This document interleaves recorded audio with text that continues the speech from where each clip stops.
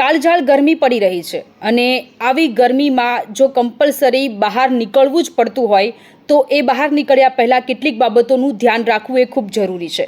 જ્યારે પણ તડકામાં બહાર નીકળો છો ત્યારે ભૂખ્યા પેટે બહાર ન નીકળો. સવારનો નાસ્તો અચૂક કરો, ખાલી પેટે બહાર ન નીકળો.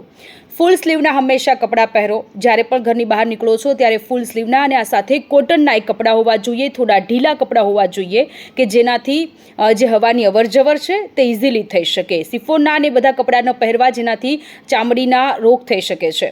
જ્યારે પણ ઘરની બહાર નીકળો છો ત્યારે પાણીની બોટલ ખાસ કરીને લઈ જજો. પાણીની બોટલ ભૂલતા નહીં, અથવા તો પાણીમાં ORS લઈ અને વારંવાર એ પાણી પીવું જોઈએ.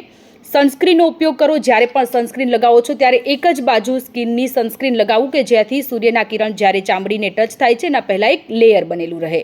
આ સિવાય સનગ્લાસીસ જરૂરથી પહેરવા કે જેનાથી આંખોને પ્રોટેક્શન મળે છે. આંખોમાં ઇન્ફેક્શન થવાનું જે ચાન્સીસ છે તે ઘટી જાય છે.